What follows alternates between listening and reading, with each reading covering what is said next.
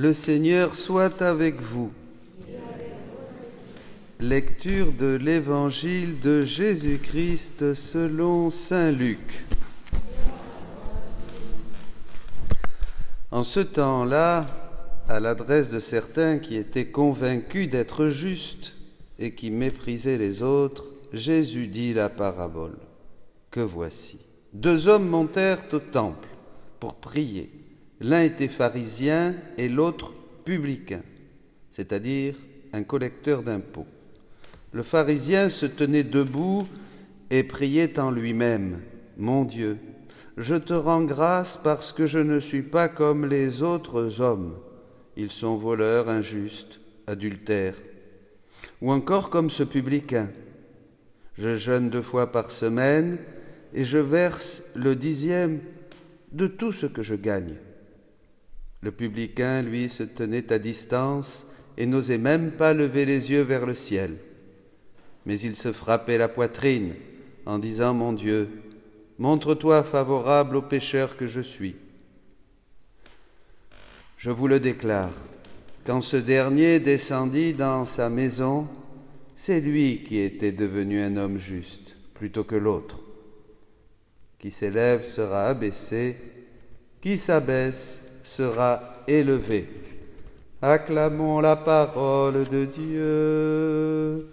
Louange à toi, Seigneur Jésus. Bonjour à tous. Un bel évangile, de belles lectures. Eh bien, commençons un peu par la première lecture. Le Seigneur est bon, impartial. Il voit la supplication du pauvre, de l'orphelin. Et quand on va vers Dieu, on crie vers lui. Un pauvre a crié, Dieu l'a écouté, dit la Bible.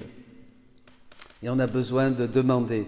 Mais d'abord, il faudrait dire que la prière est née de cette nécessité, de ces carences, de ces pauvretés, de ces misères que nous découvrons dans la vie. Vous êtes d'accord? Au début, l'homme ne priait pas. Adam ne priait pas. Il partageait la vie de Dieu, il avait tout. Le lion n'allait pas le dévorer, il n'était pas malade, il ne mourait pas. Voyez? Donc la prière est née après le péché. C'est quand on a tout perdu, et on le voit déjà avec Caïn et Abel, qu'on va commencer à supplier Dieu, à offrir des sacrifices. Ben oui, parce qu'il faut se rapprocher de Dieu, puisqu'on n'a plus la vie de Dieu en nous. La nature de Dieu, on ne la partage plus. On souffre, on a peur, on a faim, on doit travailler à la sueur de notre front. Le diable nous tente, donc on prie. Mais au début, ce n'était pas comme ça. On se dispute entre couples, mais au début, ce n'était pas comme ça. Comme dit Jésus, il n'y avait pas même de divorce. C'est à cause de cette répudiation, c'est à cause de la dureté de votre cœur. Au début, ce n'était pas comme ça. Alors, on va évidemment entrer dans cette prière, et cette prière va devenir pas seulement une prière de demande chez saint Paul, dans cette 2e lecture, ça va être la prière du Christ, évidemment.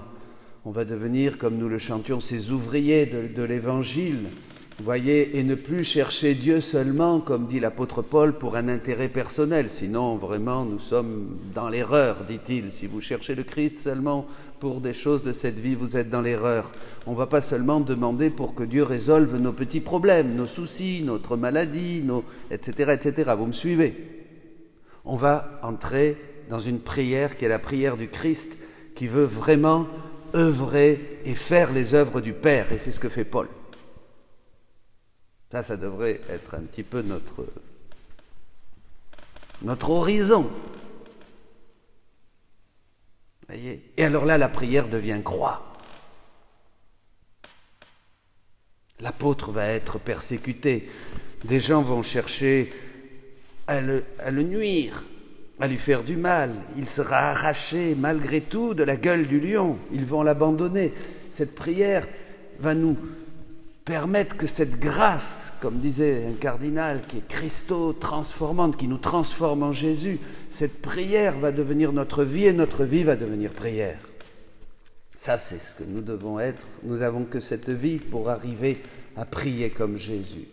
Et nous allons prier, prier, jusqu'à ce que ce règne de Dieu s'établisse en nous, comme il le dit, Jésus. Enseigne-nous à prier, demandent les apôtres. Et il va faire 7 demandes. Et un saint dit que ça résume tout. C'est 7 demandes du Notre Père, Saint Jean de la Croix. Tout est là, tout est là. Il a tout enseigné. Et au cœur de la demande, demandez que ce règne de Jésus vienne en nous. Que cette volonté de Dieu, comme nous la faisions au début, comme la faisait Adam, se fasse en nous, sur la terre, comme au ciel sur la terre. Pour que tous les hommes puissent glorifier Dieu. Vous voyez, là vraiment, eh bien, tout sera accompli. Et c'est ça. Et en attendant, eh bien, il faut prier. Et alors là, on arrive à l'Évangile. Là, on entre dans le concret de la vie. Alors, ces 2 hommes, le publicain, et puis l'autre, là, le pharisien, voilà, et le publicain.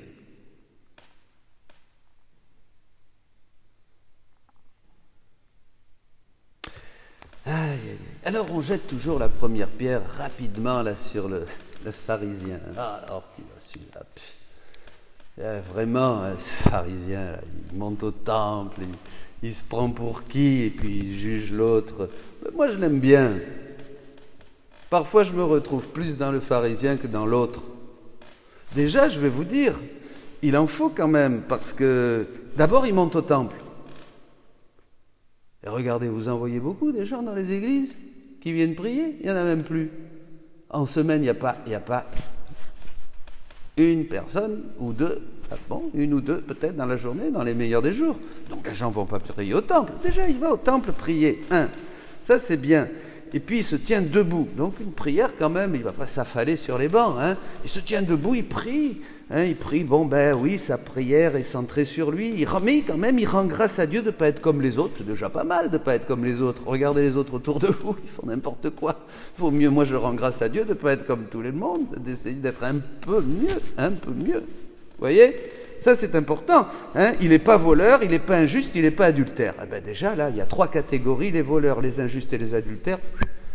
Qu'est-ce qui reste ? Il reste pas grand monde quand même. Enfin, il reste quand même du monde. Non, mais oui, voilà, ça vous fait rire. Mais il reste du monde, mais on ne peut pas dire qu'il reste. Il faut penser que quand même un tiers, alors je vais faire un tiers du mouvement d'argent qu'il y a dans le monde, c'est de l'argent noir. Donc il y a quand même un tiers de corruption, de magouille dans le monde. C'est quand même énorme. Énorme. Et après, il y a les autres. C'est quand même énorme. Donc, quand même, c'est pas mal. Alors là, il va juger.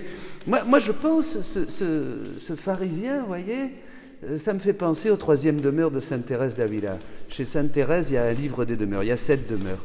Et les jeunes, les femmes, rentraient au Carmel, donc, et d'abord, on leur enseignait à arriver aux 3e demeures. Les 3e demeures, c'est je jeûne. Ah oui, jeûne en plus. Attendez, vous trouvez beaucoup, vous qui jeûnent. Et puis j'ai oublié encore, il donne le 10e. Le 10e de ce qu'il gagne, 10%. Parce qu'il ne ment pas là. Il parle dans son cœur à Dieu. Donc il ne peut pas mentir. Il parle dans son cœur à Dieu. Dieu, c'est Dieu qui nous parle de lui. Vous voyez ? D'accord.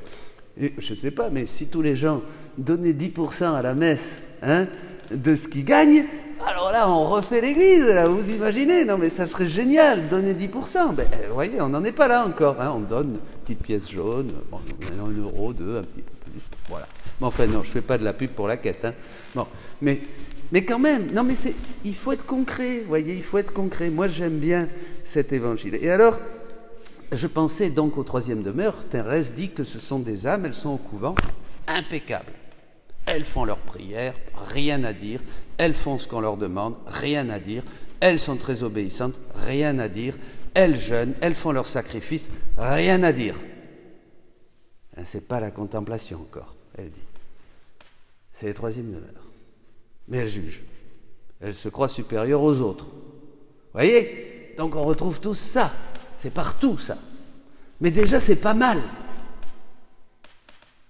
On nous disait toujours au Carmel, au noviciat, il faut dire qu'on est au seuil des 4e demeures. C'est-à-dire qu'il ne faut pas se croire qu'on est entré dans la contemplation, mais que déjà on essaye de faire bien ce qu'on nous demande. Et on s'efforce, voilà. Mais une description nous fait la sainte extraordinaire de ces gens qui font tout parfaitement et ils s'y croient un peu, voyez. Alors après, il y a le publicain. Alors le publicain, ben, c'est une grâce, hein, parce que vous savez que voir son péché, dit Isaac de Ninive, c'est plus grand que ressusciter un mort. Voir son péché, c'est la plus grande des grâces. Voir son péché dans la lumière, dans la miséricorde, dans la lumière de Dieu, c'est la plus grande des grâces. Voyez. Hein? Attention. Oui, dans la lumière et dans la miséricorde de Dieu. C'est la plus grande des grâces. Et là, lui, il a une grâce, il voit son péché. Donc, on a deux attitudes. L'attitude, du pharisien, et là, l'attitude de ce publicain. Mais le publicain, il est touché par la grâce. Vous voyez, c'est deux manières de vivre notre christianisme. Et on passe de l'une à l'autre. Alors, on ne peut pas dire, ça y est, maintenant je vois mon péché, c'est bien. On ne peut pas dire, non, je ne juge plus les autres, j'arrive à jeûner, j'arrive à aller au temple, j'arrive à faire mes prières, je ne suis pas voleur, je ne suis pas injuste, je ne suis pas adultère. Non, on ne peut pas dire tout ça. On passe de l'un à l'autre. On est un peu là, un peu là, un peu là, un peu là. Vous voyez, parce que c'est un état de vie. La prière doit devenir notre vie. Donc, il est sûr que Dieu doit nous toucher. À un moment, il faut que Dieu nous touche. Et là, à ce moment-là, mon Dieu, montre-toi favorable au pécheur que je suis, pas au prêcheur aussi, au pécheur que je suis. Hein, c'est quand la prière me fait voir mon péché. Ah, ça, c'est formidable. Parce que vous savez, ce qu'on est vraiment, on ne le voit pas. Bon, on a les autres qui sont toujours sympas, qui nous le rappellent. Ça, c'est chouette. Hein. Ça, c'est bon, on remercie. Moi, je dis toujours, hein, comme dit David, je ne suis dans la paix que je suis entouré d'ennemis. Hein. En fait, nos ennemis sont nos amis. Ils nous font du bien. Ils nous font du bien parce que ça fait sortir une réaction et on doit tout de suite vraiment entrer dans cette douce imitation de Jésus. Bon, mais c'est bien. Je fais la parenthèse. Mais c'est important. Et là, vous voyez, on a ces deux attitudes. Mais l'important, je vais vous dire, c'est de commencer à prier. C'est ça, la prière. Comme le pharisien, on va au temple. Comme le publicain, si vous voulez. Mais la prière, et je termine sur ça, comment se priver de la prière? Si c'est la plus belle chose qu'il y a sur terre. Si c'est déjà la communion avec ces choses du ciel dont parle l'apôtre, si c'est déjà ce ciel ouvert qui va et qui descend dans notre âme avec des lumières, au lieu de rester dans une volonté permissive de Dieu où on ne comprend rien de ce qui se passe, on passe dans cette volonté voulue et Dieu nous commence à nous bénir avec des grâces, des lumières, des forces, des aides pour faire toujours plus sa volonté ici, pour être toujours plus en synchro avec Dieu, pour être toujours plus ses amis de Dieu. Il nous donne cette prière et il nous récompense et il nous bénit et il nous donne des choses. C'est merveilleux. Mais pourquoi se priver de la prière? Pourquoi nous ne voulons pas devenir, ça nous coûte, pourquoi nous ne voulons pas devenir des hommes et des femmes qui prient, c'est-à-dire qui sont en relation avec Dieu? La prière, c'est l'expérience de Dieu. Dieu se vit, Dieu se souffre, Dieu se jouit, Dieu est tout, Dieu est celui, notre héritage éternel, Dieu est tout, est déjà sur terre, il nous donne la possibilité de le connaître à travers la prière, de se laisser aimer à travers la prière, de recevoir une quantité d'amour de Dieu en nous à travers ce dialogue, parce qu'il faut dialoguer avec ceux qu'on aime. Un homme et une femme qui ne dialoguent pas, il n'y a pas d'amour entre eux dans leur couple. Et bien Dieu c'est pareil, Dieu est un époux, Dieu est un amoureux, et il attend de notre pauvre cœur une réponse d'amour. Et dès qu'il y a cette réponse d'amour de notre pauvre cœur qui monte vers le ciel, il nous comble, il nous bénit, et tout change. L'horizon de la vie est transformé, c'est un soleil qui se lève à l'horizon. Et on comprend ce qu'on fait ici, on comprend que Dieu nous aime, on comprend les épreuves du monde, on comprend les pauvres, on comprend la veuve et l'orphelin, on comprend ceux qui font du mal, on comprend tout ce qui se passe sur terre. Nos yeux s'ouvrent. Ça change. On comprend la maladie, la mort, la séparation, on comprend tout. Et tout prend un sens, tout prend un sens. Pourquoi l'homme moderne se prive de la prière? C'est quelque chose que je ne comprends pas. Je ne comprends pas pourquoi l'homme d'aujourd'hui n'a plus aucune relation avec Dieu. Il voit bien sa fragilité de créature, il voit bien que la vie est tellement éphémère qu'un jour il est là, et peut-être à la fin de ce même jour, il sera comme cette fleur qui s'est fanée, qui n'est plus. L'homme est un souffle.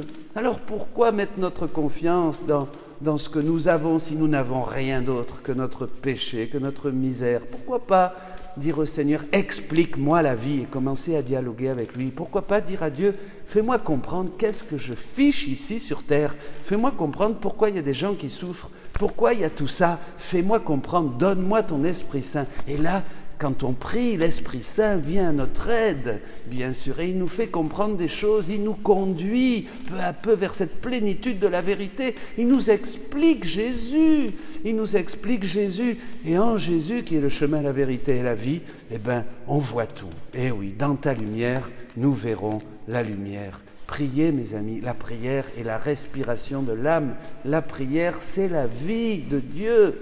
La prière, c'est ce dialogue qui est vie en nous. La prière, c'est tout.